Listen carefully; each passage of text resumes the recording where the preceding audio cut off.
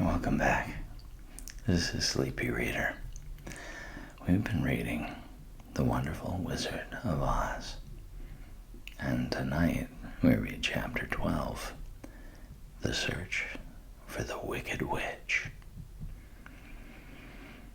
The soldier with the green whiskers led them through the streets of the Emerald City until they reached the room where the guardian of the gates lived. This officer unlocked their spectacles to put them back in his great box, and then he politely opened the gate for our friends. "Which road leads to the Wicked Witch of the West?"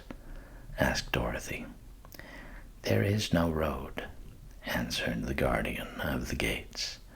"No one ever wishes to go that way." "How then are we to find her?" inquired the girl. "That will be easy," replied the man.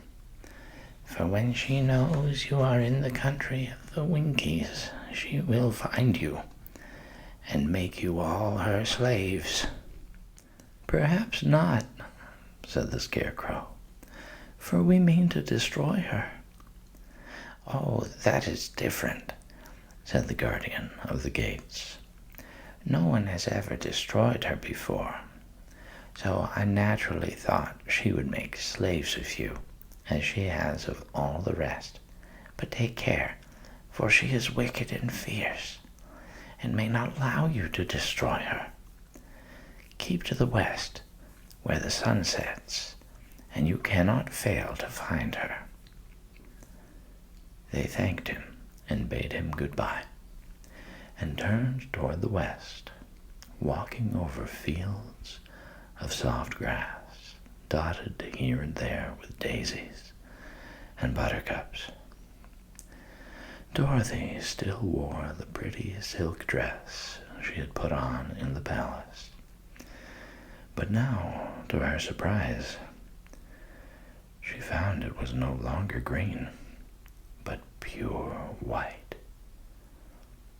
The ribbon around Toto's neck had also lost its green color and was as white as Dorothy's dress. The Emerald City was soon left far behind. As they advanced, the ground became rougher and hillier, for there were no farms nor houses in this country of the West, and the ground was untilled. In the afternoon, the sun shone hot in their faces, for there were no trees to offer them shade, so that before night, Dorothy and Toto and the lion were tired and lay down upon the grass and fell asleep, with the woodman and the Scarecrow keeping watch. Now the Wicked Witch of the West had but one eye, yet that was as powerful as a telescope and could see everywhere. So, as she sat in the door of her castle, she happened to look around and saw Dorothy lying asleep, with her friends all about her. They were a long distance off, but the Wicked Witch was angry to find them in her country. So she blew upon a silver whistle that hung around her neck. At once there came running to her from all directions a pack of great wolves. They had long legs and fierce eyes and sharp teeth. "Go to those people," said the witch, "and tear them to pieces." "Are you not going to make them your slaves?" asked the leader of the wolves. No, she answered. One is of tin and one of straw. One is a girl and another a lion. None of them is fit to work, so you may tear them into small pieces. Very well, said the wolf, and he dashed away at full speed, followed by the others. It was lucky the scarecrow and the woodman were wide awake and heard the wolves coming. This is my fight, said the woodman, so get behind me and I will meet them as they come. He seized his axe, which he had made very sharp, and as the leader of the wolves came on, the Tin Woodman swung his arm and chopped the wolf's head from its body, so that it immediately died. As soon as he could raise his axe, another wolf came up, and he also fell under the sharp edge of the Tin Woodman's weapon. There were 40 wolves, and 40 times a wolf was killed, so that at last they all lay dead in a heap before the woodman. Then he put down his axe and sat beside the scarecrow, who said, "It was a good fight, friend." They waited until Dorothy awoke the next morning. The little girl was quite frightened when she saw the great pile of shaggy wolves, but the Tin Woodman told her all. She thanked him for saving them and sat down to breakfast, after which they started again upon their journey. Now this same morning, the Wicked Witch came to the door of her castle and looked out with her one eye that could see afar off. She saw all her wolves lying dead, and the strangers still traveling through her country. This made her angrier than before, and she blew her silver whistle twice. Straightway, a great flock of wild crows came flying toward her, enough to darken the sky. And the Wicked Witch said to the King Crow, "Fly at once to the strangers, peck out their eyes, and tear them to pieces." The wild crows flew in one great flock toward Dorothy and her companions. When the little girl saw them coming, she was afraid. But the Scarecrow said, "This is my battle, so lie down beside me, and you will not be harmed." So they all lay upon the ground, except the Scarecrow, and he stood up and stretched out his arms. And when the crows saw him, they were frightened, as these birds always are by scarecrows, and did not dare to come any nearer. But the King Crow said, "It is only a stuffed man. I will peck his eyes out." The King Crow flew at the Scarecrow, who caught it by the head and twisted its neck until it died. And then another crow flew at him, and the Scarecrow twisted its neck also. There were 40 crows, and 40 times the Scarecrow twisted a neck, until at last all were lying dead beside him. Then he called to his companions to rise, and again they went upon their journey. When the Wicked Witch looked out again and saw all her crows lying in a heap, she got into a terrible rage and blew 3 times upon her silver whistle. Forthwith there was heard a great buzzing in the air, and a swarm of black bees came flying towards her. "Go to the strangers and sting them to death," commanded the witch, and the bees turned and flew rapidly until they came to where Dorothy and her friends were walking. But the woodman had seen them coming, and the scarecrow had decided what to do. "Take out my straw and scatter it over the little girl and the dog and the lion," he said to the woodman, "and the bees cannot sting them."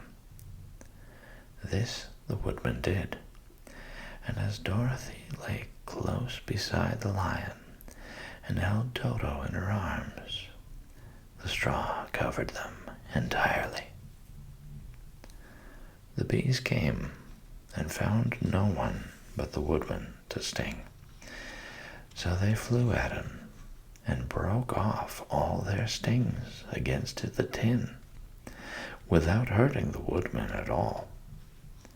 And as bees cannot live when their stings are broken, that was the end of the black bees, and they lay scattered thick about the woodman, like little heaps of fine coal. Then Dorothy and the lion got up, and the girl helped the Tin Woodman put the straw back into the scarecrow again, until he was as good as ever. So they started upon their journey once more. The Wicked Witch was so angry when she saw her black bees in little heaps like fine coal, that she stamped her foot and tore her hair and gnashed her teeth. And then she called a dozen of her slaves, who were the Winkies, and gave them sharp spears, telling them to go to the strangers and destroy them. The Winkies were not a brave people, but they had to do as they were told. So they marched away until they came near to Dorothy. Then the lion gave a great roar and sprang toward them, and the poor Winkies were so frightened that they ran back as fast as they could. When they returned to the castle, the Wicked Witch beat them well with a strap and sent them back to their work, after which she sat down to think what she should do next. She could not understand how all her plans to destroy these strangers had failed. But she was a powerful witch, as well as a wicked one, and she soon made up her mind how to act. There was in her cupboard a golden cap with a circle of diamonds and rubies running round it.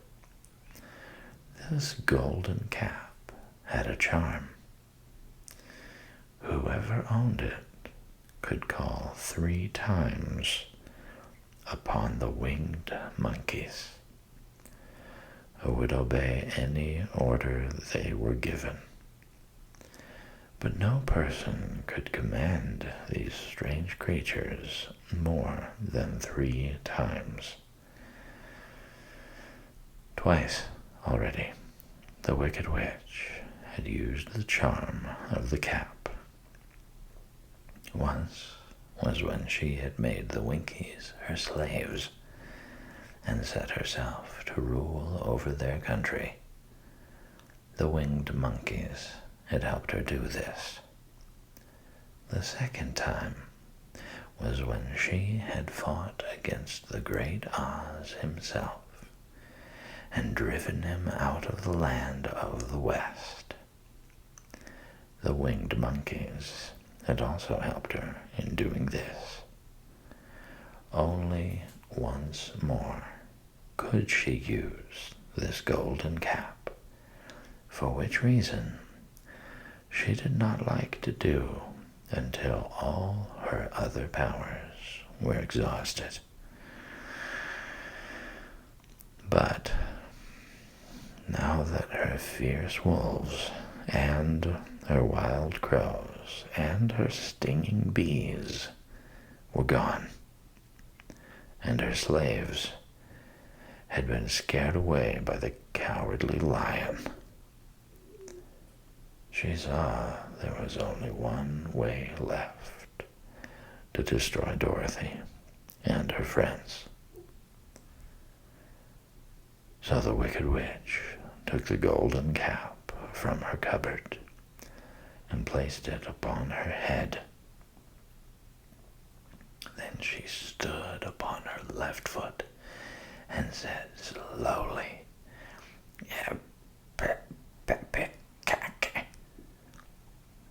Next she stood upon her right foot and said, hello, hello, hello. After this she stood upon both feet and cried in a loud voice, Zizzy, zazzy, zick. Now the charm began to work. The sky was darkened, and a low rumbling sound was heard in the air. There was a rush of many wings, a great chattering and laughing. And the sun came out of the dark sky to show the Wicked Witch surrounded by a crowd of monkeys, each with a pair of immense and powerful wings on his shoulders. One, much bigger than the others, seemed to be their leader. He flew close to the witch and said, You have called us for the third and last time. What do you command? Go to the strangers who are within my land and destroy them all, except the lion, said the Wicked Witch. Bring that beast to me, for I have a mind to harness him like a horse and make him work. Your commands shall be obeyed, said the leader. And then, with a great deal of chattering and noise, the winged monkeys flew away to the place where Dorothy and her friends were walking. Some of the monkeys seized the Tin Woodman and carried him through the air until they were over a country thickly covered with sharp rocks. Here they dropped the poor woodman, who fell a great distance to the rocks, where he lay so battered and dented that he could neither move nor groan. Others of the monkeys caught the Scarecrow, and with their long fingers pulled all of the straw out of his clothes and head. They made his hat and boots and clothes into a small bundle and threw it into the top branches of a tall tree. The remaining monkeys threw pieces of stout rope around the lion and wound many coils about his body and head and legs until he was unable to bite or scratch or struggle in any way. Then they lifted him up and flew away with him to the witch's castle, where he was placed in a small yard with a high iron fence around it, so that he could not escape. But Dorothy, they did not harm at all. She stood with Toto in her arms, watching the sad fate of her comrades, and thinking it would soon be her turn. The leader of the winged monkeys flew up to her, his long, hairy arms stretched out, and his ugly face grinning terribly. But he saw the mark of the good witch's kiss upon her forehead, and stopped short, motioning the others not to touch her. "We dare not harm this little girl," he said to them, "for she is protected by the power of good, and that is greater than the power of evil. All we can do is to carry her to the castle of the Wicked Witch and leave her there." So, carefully and gently, they lifted Dorothy in their arms and carried her swiftly through the air until they came to the castle, where they set her down upon the front doorstep. Then the leader said to the witch, "We have obeyed you as far as we were able. The Tin Woodman and the Scarecrow are destroyed, and the lion is tied up in your yard. The little girl we dare not harm, nor the dog she carries in her arms. Your power over our band is now ended, and you will never see us again."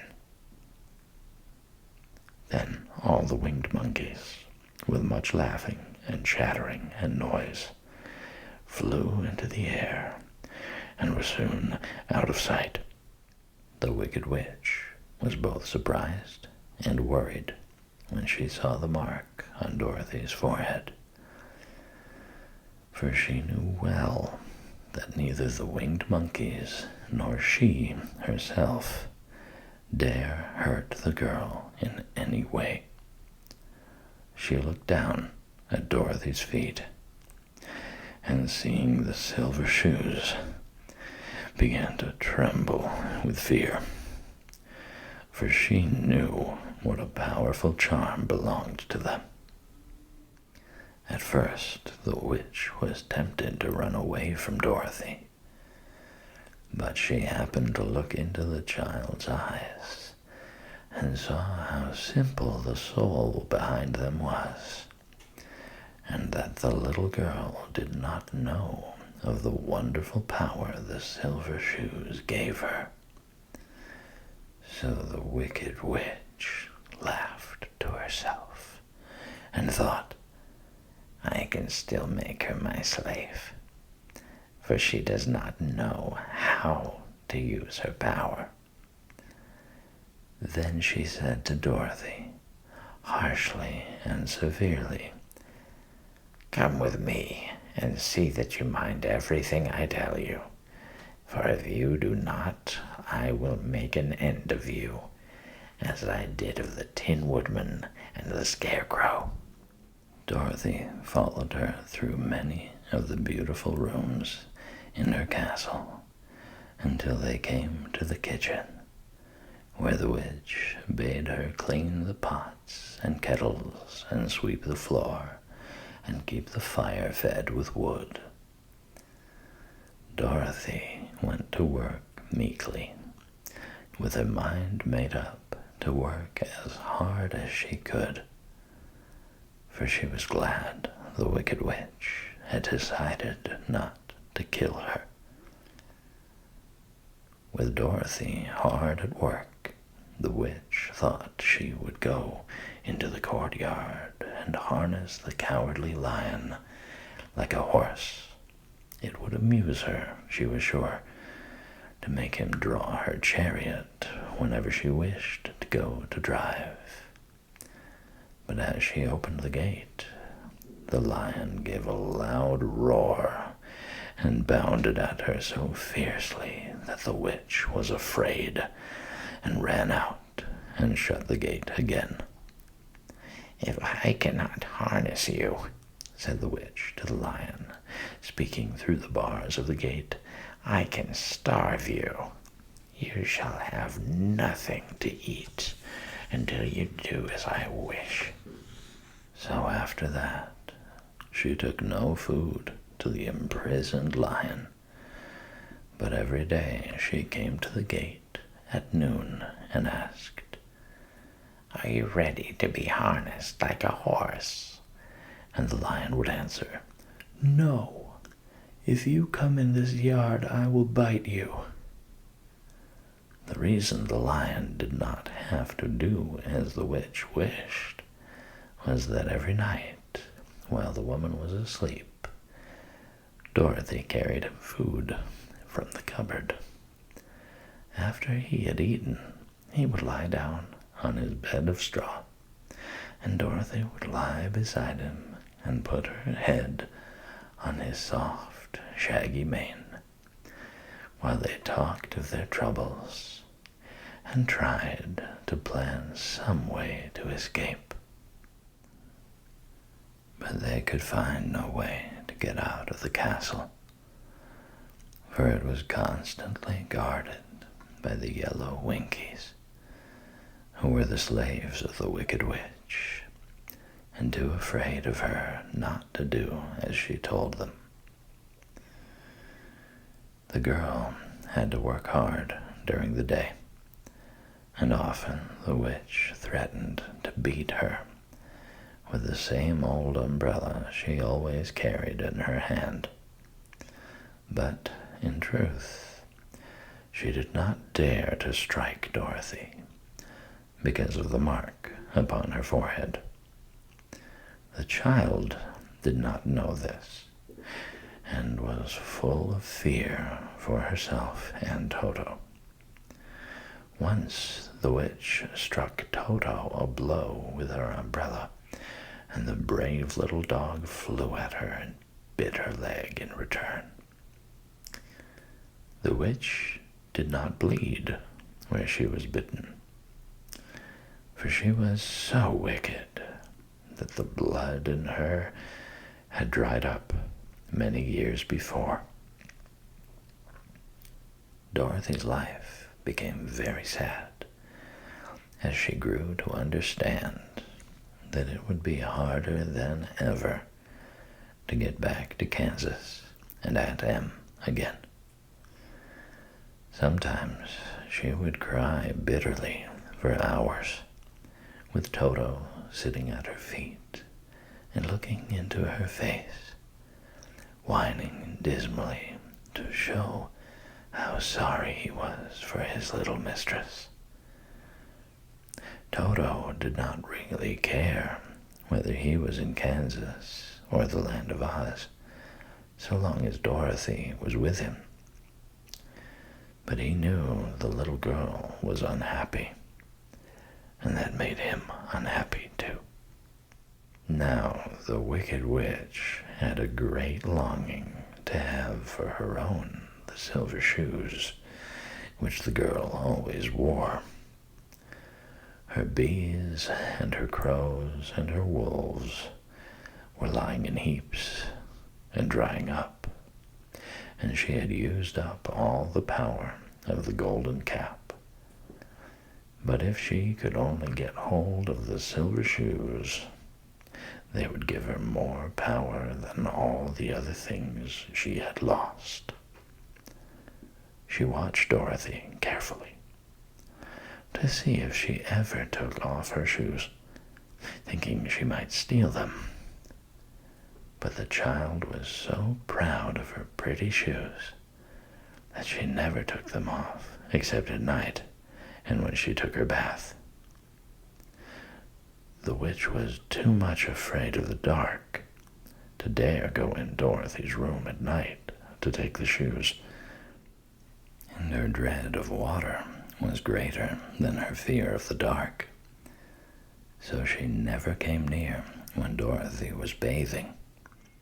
Indeed, the old witch never touched water, nor ever let water touch her in any way. But the wicked creature was very cunning, and she finally thought of a trick that would give her what she wanted. She placed a bar of iron in the middle of the kitchen floor, and then by her magic arts made the iron invisible to human eyes, so that when Dorothy walked across the floor, she stumbled over the bar, not being able to see it, and fell at full length. She was not much hurt, but in her fall, one of the silver shoes came off, and before she could reach it, the witch had snatched it away and put it on her own skinny foot. The wicked woman was greatly pleased with the success of her trick, for as long as she had one of the shoes, she owned half the power of their charm, and Dorothy could not use it against her, even had she known how to do so. The little girl, seeing she had lost one of her pretty shoes, grew angry and said to the witch, "Give me back my shoe." "I will not," retorted the witch, "for it is now my shoe and not yours." "You are a wicked creature," cried Dorothy. "You have no right to take my shoe from me." "I shall keep it just the same," said the witch, laughing at her, "and someday I shall get the other one from you too." This made Dorothy so very angry that she picked up the bucket of water that stood nearby and dashed it over the witch, wetting her from head to foot. Instantly, the wicked woman gave a loud cry of fear, and then, as Dorothy looked at her in wonder, the witch began to shrink and fall away. "See what you have done," she screamed. "In a minute I shall melt away." "I'm very sorry indeed," said Dorothy, who was truly frightened to see the witch actually melting away like brown sugar before her very eyes. "Didn't you know water would be the end of me?" asked the witch in a wailing, despairing voice. "Of course not," answered Dorothy. "How should I?" "Well, in a few minutes I shall be all melted, and you will have the castle to yourself. I have been wicked in my day, but I never thought a little girl like you would ever be able to melt me and end my wicked deeds. Look out, here I go." With these words, the witch fell down in a brown, melted, shapeless mass, and began to spread over the clean boards of the kitchen floor. Seeing that she had really melted away to nothing, Dorothy drew another bucket of water and threw it over the mess. She then swept it all out the door. After picking out the silver shoe, which was all that was left of the old woman, she cleaned and dried it with a cloth and put it on her foot again, Then, being at last free to do as she chose, she ran out to the courtyard to tell the lion that the wicked witch of the west had come to an end, and that they were no longer prisoners in a strange land.